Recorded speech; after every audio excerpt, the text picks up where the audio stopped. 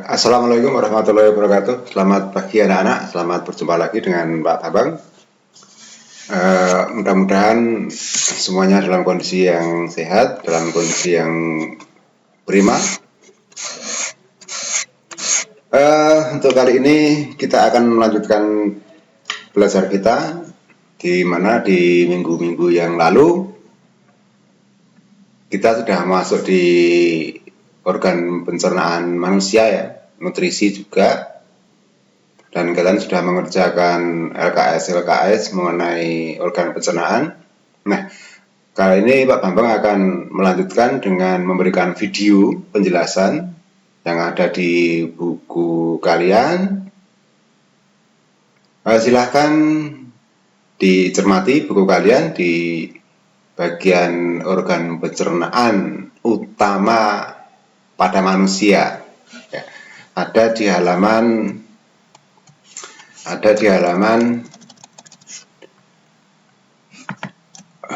berapa ini ya? Sebentar. Ada di halaman 181 ya. 181 itu organ pencernaan manusia ya. Organ pencernaan manusia. Ya.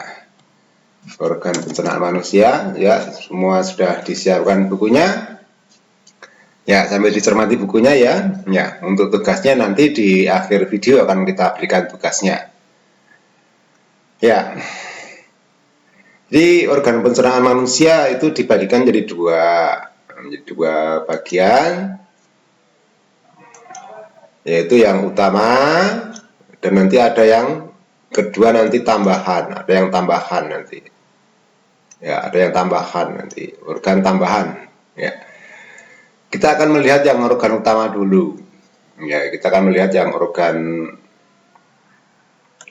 utama dulu. Ya. Jadi dari paling atas sendiri, ya, dari awal itu ada mulut, ya, organ mulut, kemudian kerongkongan, kemudian lambung, usus halus, usus besar, rektum, dan anus. Terakhir anus. Ya. Nanti kita akan melihat satu-satu ya. Ya.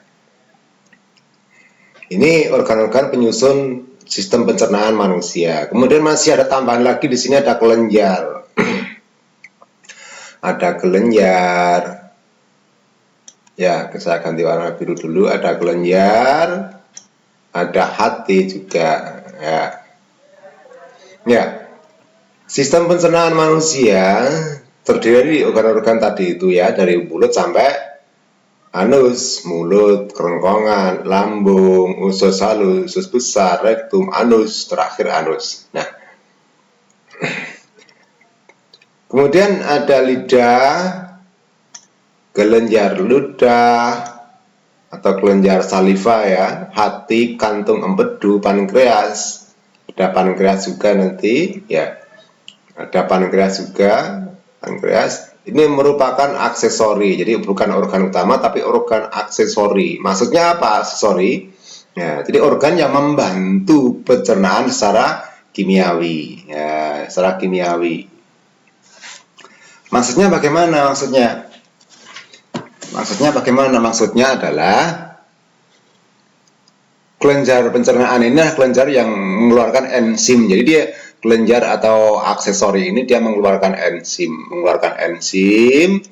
yang untuk membantu pencernaan.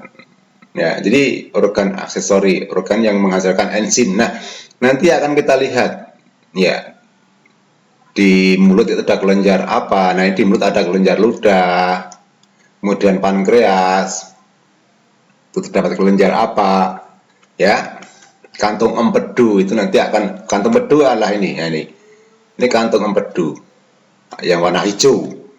Empedu ini hati, jadi empedu itu dinempel di bagian hati ya. Oke ya, kita akan melihat satu persatu ya, kita akan melihat satu persatu. Yang pertama mulut.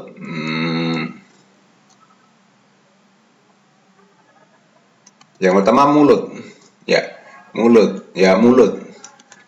Nah, ini mulut. ada gigi, ada nula atau tonsil ya. Nah, langit-langit atas, langit-langit bawah, nah, ada lidahnya. Ini langit-langit bawah di sini.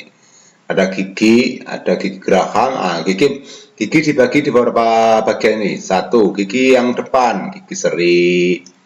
Di samping ini ada gigi taring, kemudian samping gigi geraham belakang ya. Kemudian ada lidah, nula, langit-langit atas bibir ya.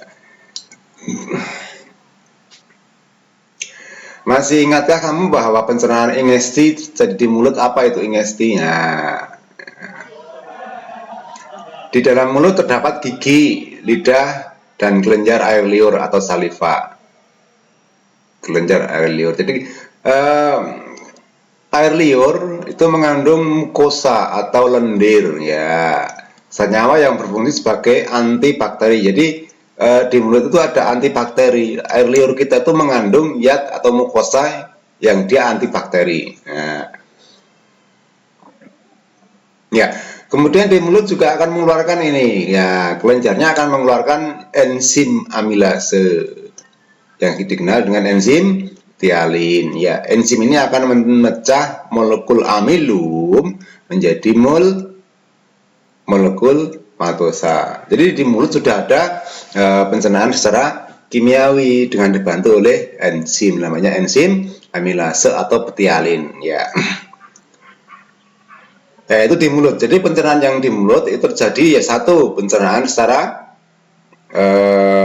mengunyah, menghancurkan oleh gigi, dihancurkan oleh gigi, dibantu oleh amilum, namanya petialin atau amilase. Oke. Lanjut, setelah di mulut dikunyah, kemudian ditelan ya.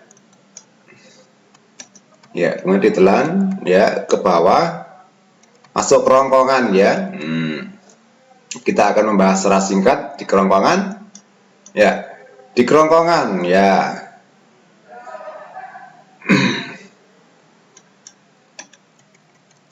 Ya, di kerongkongan. Kemudian makanan akan masuk ke kerongkongan. Nah, kerongkongan. Ya, kemudian ada epiglotis di sini. Ya. Kemudian kerongkongan ini akan membawa makanan turun ke bawah sampai ke lambung. Ya, gerakan dari kerongkongan itu gerakan namanya gerakan peristaltik. Ya, gerakan peristaltik ya.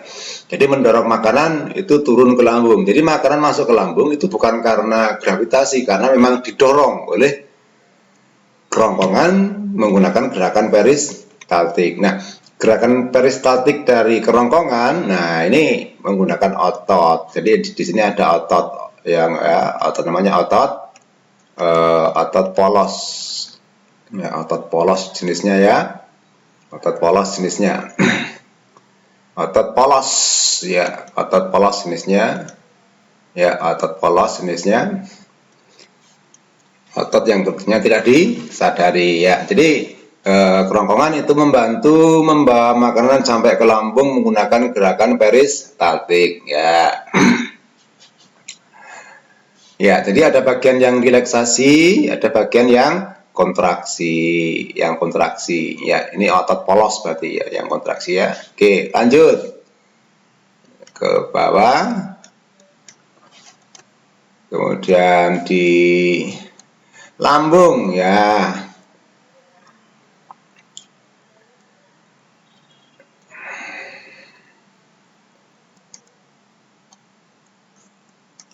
Ya, di lambung ya.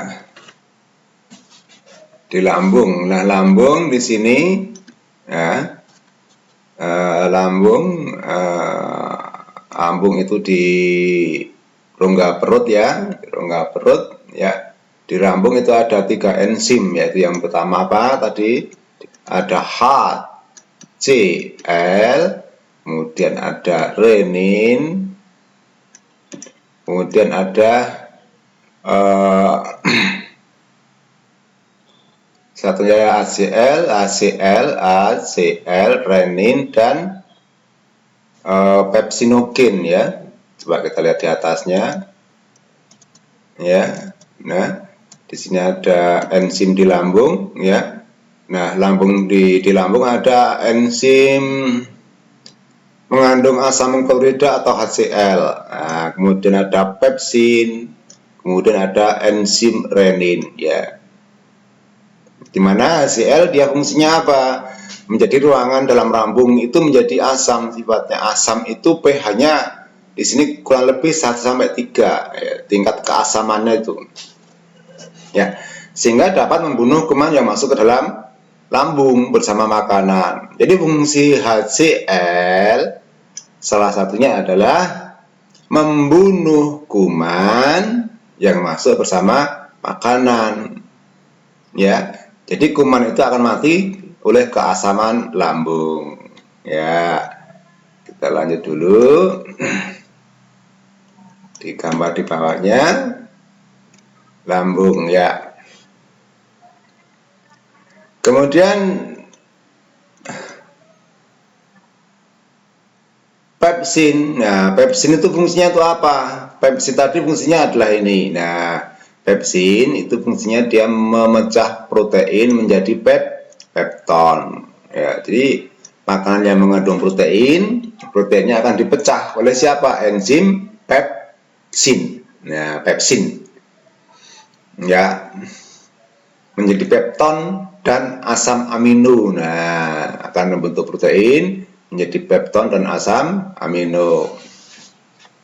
Kemudian enzim renin. Nah, enzim renin akan mengendapkan protein kasein atau mengendapkan protein kasein atau dari susu. Nah, protein dari susu. Jadi mengendapkan protein kasein yang terdapat dalam susu. Ya. Ya, setelah melalui proses pencernaan selama 2 sampai 4 jam, maka lambung itu akan kosong. Nah, akan mulai kosong, lambung akan mulai kosong. Kenapa? Karena bahan-bahan makanan itu kemudian akan masuk sedikit demi sedikit ke usus 12 jari. Mana? Nah, ini usus 12 jari. Jadi turun ke bawah setelah 2 sampai 4 jam, ya. Maka setelah 4 jam itu kita akan merasakan lapar kembali itu setelah sekitar 4 jam. Kenapa? Karena lambung sudah mulai kosong lagi, ya. Ya, itu yang ada di lambung tadi ada HCl, ya. Ada HCl. Kemudian ada pepsin. Ya, kemudian ada renin. Ya, itu yang di lambung. Ada 3 macam ini enzimnya, ya. Oke, kita ke organ berikutnya, usus halus. Nah, sekarang usus halus. Usus halus atau disebut juga dengan usus halus, ya, usus halus. Usus halus terdiri atas 3 bagian, yaitu usus 12 jari, ya. 12 jari ini, bagian 12 jari atau duodenum, ya. Kemudian usus tengah atau jejunum. Nah, jejunum. Kemudian usus penyerapan atau ileum. Nah, 3 bagian, usus halus 3 bagian. Usus 12 jari, ya, usus tengah, kemudian usus penyerapan. Ya.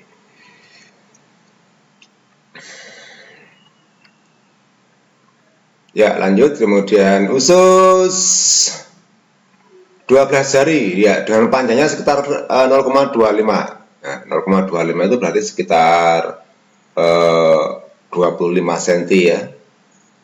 20 cm. Kemudian usus tengah atau jejunum itu sekitar 7 meter. Jadi usus kita itu 7 meter kalau yang usus tengah. Ya, 7 meter.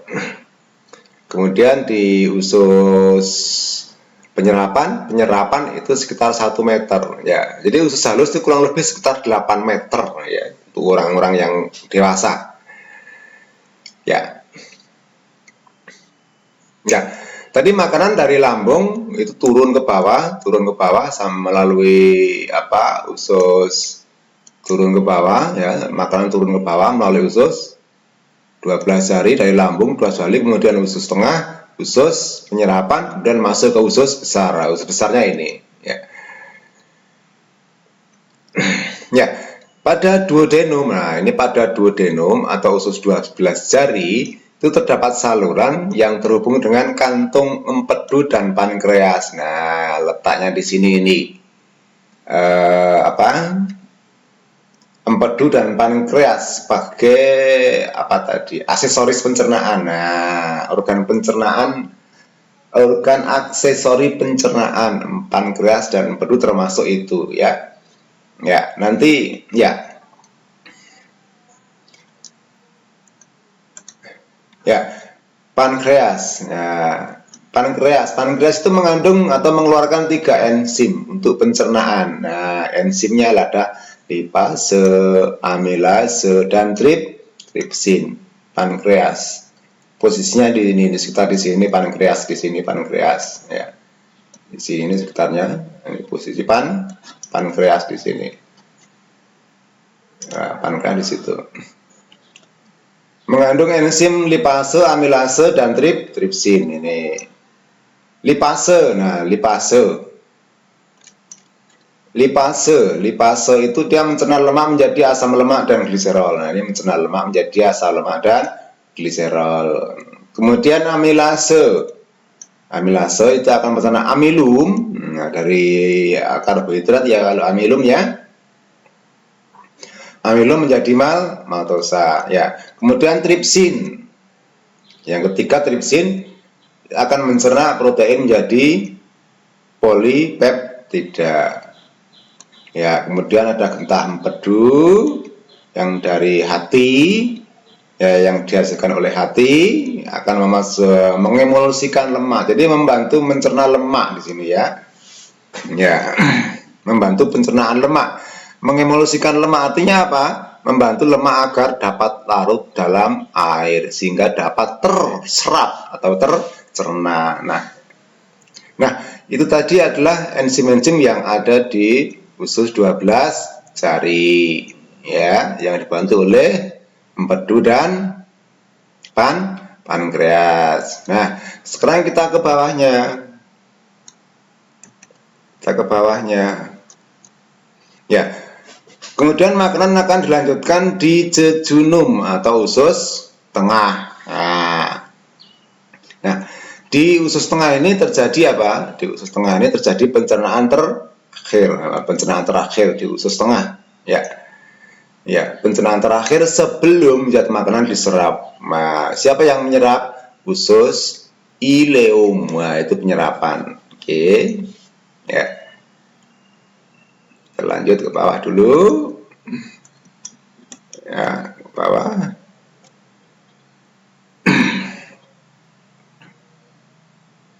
Ya. Penyerapan zat makanan terjadi di ileum atau usus. Ileum atau usus. Usus apa? Penyerapan. Ya.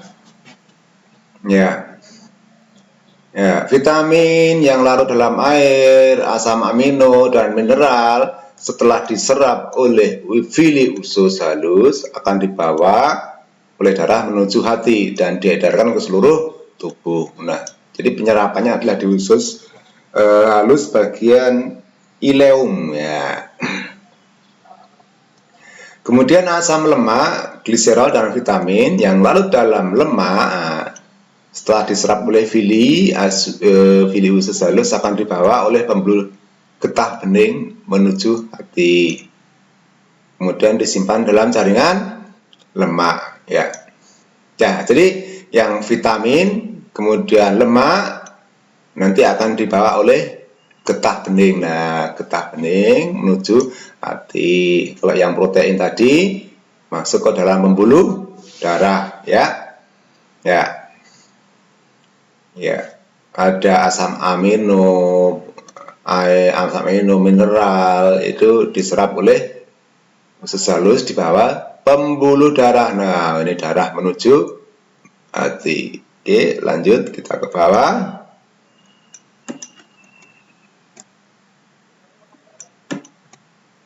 Ya.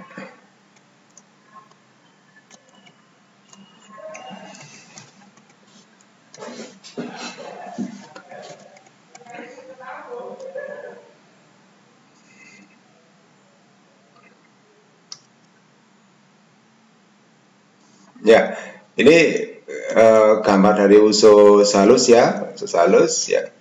Ya, bagian-bagian usus halus ini ada, pertama ada pembuluh, pembuluh darah, vena yang membawa darah ke pembuluh hati, vena ya, vena. Kemudian ada arterinya, yang merah ini arteri ya, vena yang biru ya, yang merah ini berarti arteri yang merah.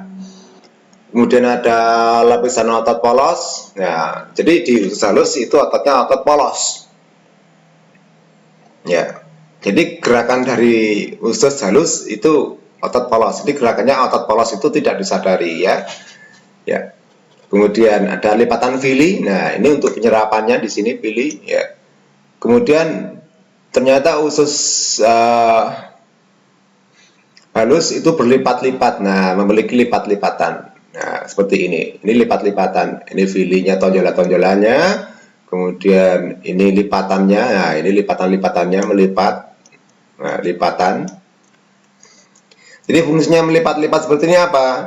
Ya, fungsinya adalah dia supaya apa? Supaya berfungsi untuk memperluas ya.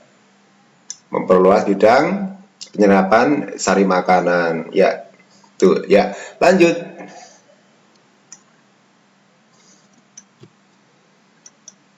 Bawah. Usus besar ya. Sekarang ke yang usus besar, usus yang terakhir ya, usus besar ya. Ya. Usus besar, apa pencernaan apa yang terjadi di usus besar? Ya. Usus besar atau kolon. Nah, kolon. Panjangnya sekitar 1 meter, terdiri atas kolon ascendent, nah ini yang naik, kemudian transversum, ini yang turun, mendatar, maaf, yang mendatar, kemudian kolon yang descendens itu yang menurun. Jadi ascendent, transversum, dan descendens itu yang menurun, dan berakhir pada anus atau pengeluaran. Ya. Di antara usus halus dan usus besar terdapat usus buntu atau cecum atau disebut dengan appendix ya, atau umbai cacing ya, disebut dengan umbai cacing juga ya. Ya, appendix yang berisi massa sel darah putih yang berperan dalam imunitas. Jadi ini dalam perannya imunitas ya, di appendix atau usus buntu. Bahan makanan yang masuk dalam usus besar itu dapat dikatakan adalah sisa-sisa yat makanan atau sisa-sisa pencernaan.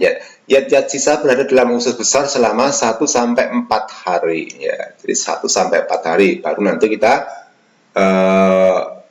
buang air besar 1-4 hari. Ya, sisa tersebut terdiri atas sejumlah air dan apa ya? Sejumlah air dan bahan makanan yang tidak tercerna atau yang tidak dicerna ya. Jadi isinya air dan makanan yang tidak dicerna ya, atau tidak dapat dicerna, misalnya selulosa atau apa ya, sisa pencernaan. Ya, di sini fungsi dari usus besar salah satunya adalah dia mengatur kadar air pada sisa makanan. Ya, jadi mengatur kadar air pada sisa makanan, atau juga bisa dikatakan mengatur kadar air dalam tubuh. Ya. Bila kadar air dalam sisa makanan terlalu banyak, maka dinding usus besar akan menyerap kelebihan airnya sehingga tidak terlalu encer. Nah, sebaliknya, bila sisa makanan kurang air, maka dinding usus besar akan mengeluarkan air ya ke sisa makanan supaya tidak terlalu keras ya. Ya. Di dalam usus besar terdapat bakteri. Nah, bakteri ini Escherichia coli, bakteri coli. Nah, fungsinya itu apa? Membantu membusukkan sisa-sisa makanan ya. Kemudian di samping membusukkan, dia juga mampu membentuk vitamin K dan B12. Ini juga membantu ini pembentukan vitamin itu ya. Ya.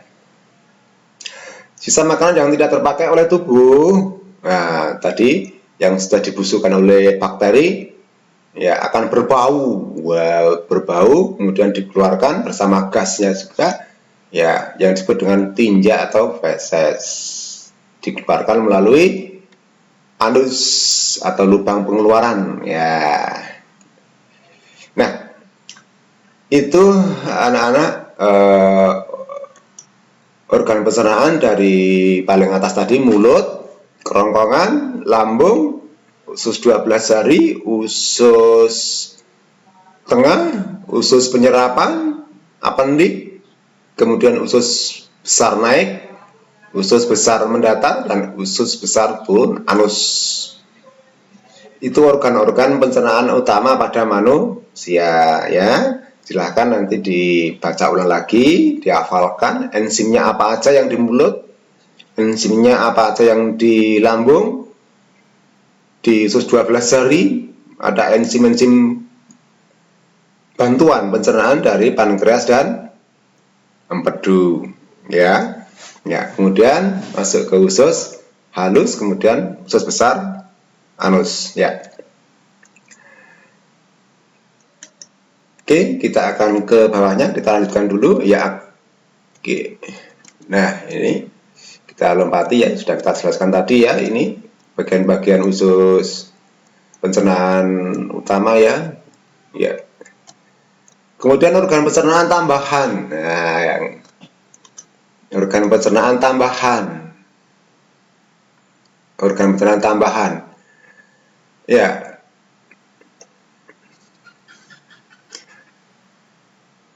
Ya, organ pencernaan tambahan itu berupa kelenjar pencernaan. Nah, berupa kelenjar pencernaan.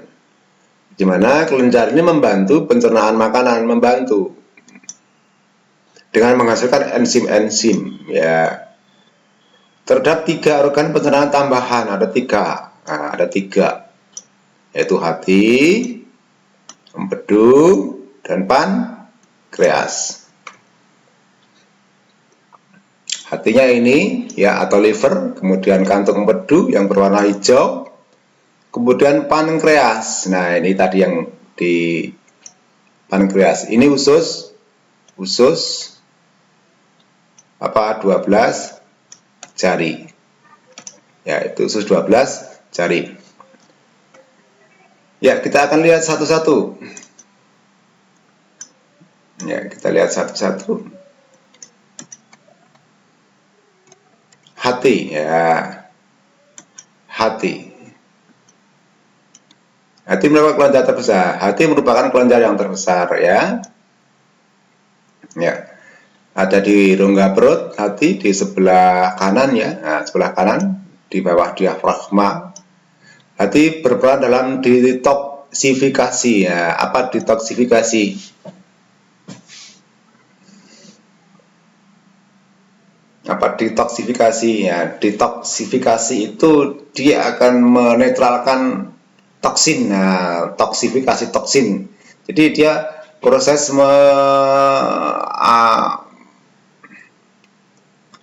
menghilangkan keracunan. Nah, ini makanan yang masuk darah itu kadang-kadang ada bersifat racun. Nah, maka hati akan menetralkan racun tersebut sehingga tidak berbahaya. Jadi menetralkan racun yang masuk dalam tubuh bersama darah, bersama makanan. Namanya lah detoksifikasi ya. Selain itu, hati merupakan organ penyimpanan.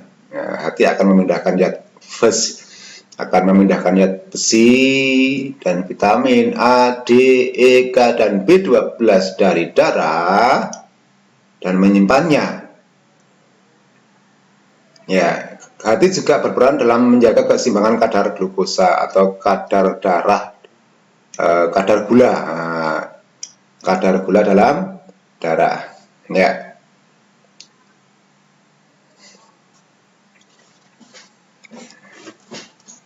Bahkan jika dibutuhkan, hati akan mengubah gliserol, asam lemak, dan asam amino menjadi glukosa. Itu jika dibutuhkan. Selain itu, hati juga mengatur kadar kolesterol. Jadi selain mengatur kadar gula, juga mengatur kadar kolesterol. Ya.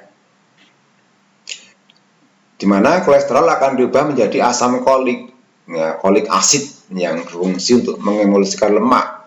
Ya, jadi kolesterol akan berubah menjadi asam kolit yang berfungsi untuk mengemulsikan lemak. Di mana ini akan cara ini nanti akan yang asam kolitnya ini akan masuk ke dalam mana? Kantong kantong empedu ya. Ya, getah yang mengandung kolesterol, asam kolik, garam empedu, listin, bilirubin, dan elektrolit. Nah, ini akan masuk ke kantong empedu yang disebut dengan getah empedu. Jadi salah satu fungsinya adalah mengemulsikan lemak, yaitu kantong empedu atau getah empedu. Ya, lanjut. Kita lanjut ke bawahnya. Yang kedua yaitu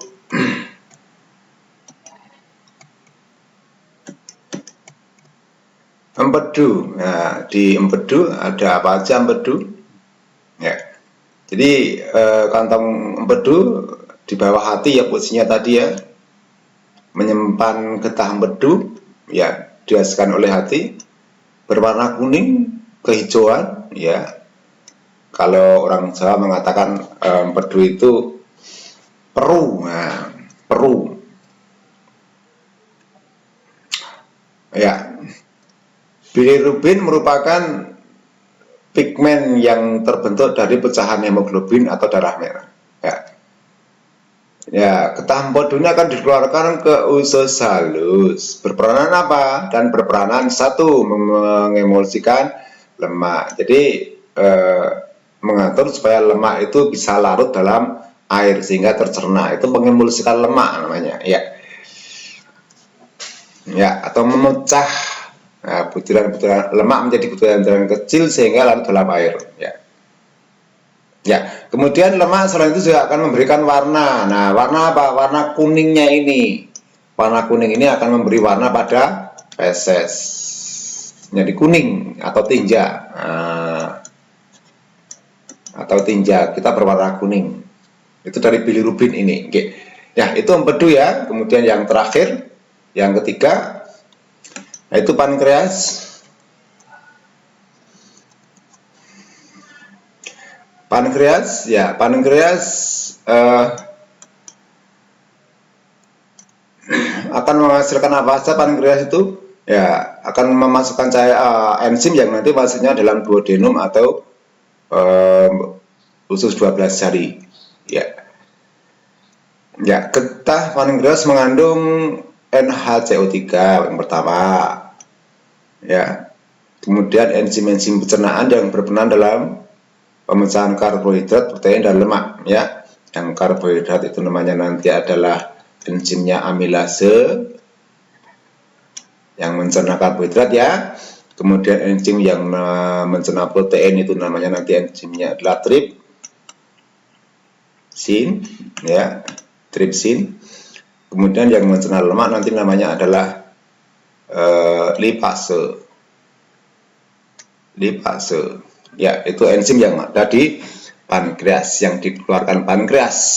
Ya, kita lanjut di bawahnya. Hapus dulu ya. Selain itu, pankreas juga akan menghasilkan hormon insulin ya.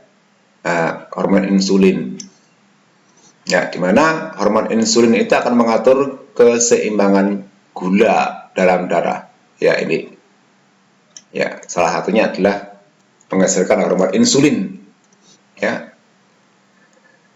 Apabila terjadi gangguan produk insulin di pankreas, maka dapat mengakibatkan penyakit diabetes atau penyakit gula ya. Ya. Jadi kadar gula dalam darah itu bisa naik atau melebihi batas yang namanya diabetes. Nah, salah satu penyebabnya adalah karena insulin dalam pankreas itu bermasalah ya, yang mengatur kadar gula dalam darah ya. Kita lanjut dulu di bawahnya ya, yang Oke, lanjut, itu nanti dicoba sendiri ya di rumah ya. Ya, itu tadi organ-organ tambahan ya. Tambahan pencernaan ada hati, empedu, dan pankreas. Ya. Kemudian yang terakhir penyakit atau gangguan pada sistem pencernaan. Ya, yang pertama obesitas, ya. Obesitas atau kegemukan lah. Nah, kegemukan ya, nanti kegemukan karena kandungan lemak yang berlebihan. Nah, ini lemuk, jadi gemuk, terlalu gemuk. Wah. Risiko terkena beberapa penyakit seperti jantung, diabetes, osteoaritas, ya kolesterol juga sebenarnya ya kelebihan berat badan nanti ya obesitas. Cara mengatasinya adalah dengan berolahraga, pola makannya diatur, olahraga secara teratur. Ya, itu obesitas. Yang kedua, ya, yang kedua ada karies gigi atau gigi apa ini? Gigi keroposnya. Karena infeksi bakteri, ya, rusak lapisan giginya, ya. Ya, kemudian ada MAG atau gastritis atau sering disebut dengan asam lambung yang tinggi, ya. Peningkatan asam lambung. Nah, ini peningkatan asam lambung. Ya. Ya, penyebabnya bisa stres, ya, makan tidak teratur, mengkonsumsi makanan yang terlalu pedas, ya, atau asam. Ya. Itu terus apalagi ya di bawahnya masih ya ada MAG sudah, terus hepatitis ya, hepatitis atau hepatitis itu hepatitis berarti dari kata hepar ya, dari kata hepar ya, hepar atau hati ya, jadi hati yang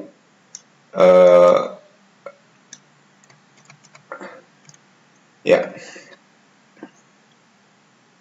jadi radangan hati, ya, gejalanya seperti orang flu, persendiannya sakit, demam, diare, sakit kepala, dan yang pada hepatitis yang akut, yang agak sakit betul, sakit berat, itu akan menguning kulit dan mata lah, ini menguning, ada kulit dan matanya menguning, ya, ya, terus bawah, terus ada diare juga, ya, ada hepatitis dan sudah diare itu mentret ya, konstipasi. Kalau diare tadi fesesnya terlalu encer, kalau konstipasi itu mengeras, jadi keras, fesesnya keras, BAB-nya keras, ya. Ya, kekurangan vitamin, kekurangan mineral, dan sebagainya. Nah, itu anak-anak sistem pencernaan kita dari mulut sampai anus, kemudian enzim-enzimnya, kemudian gangguan gejalanya. Nah, untuk gangguan penyakit dari sistem pencernaan nanti bisa dikembangkan lagi, dicari informasi lagi, digali dari internet juga boleh, dari buku yang lain juga boleh. Ya, sakit pencernaan itu apa aja, cara mengatasinya bagaimana, penyebabnya apa aja, silahkan dicari informasinya ya, ya, untuk dikembangkan. Demikian video yang Pak Bambang buat. Untuk berikutnya nanti kita lanjutkan untuk video berikutnya, untuk bab berikutnya, dan di akhir sesi ini silahkan tugasnya dikerjakan. Tugasnya akan Pak Bambang kirim setelah video ini di WA grup ya. Ya, terima kasih perhatiannya. Saya akhiri. Wassalamualaikum warahmatullahi wabarakatuh.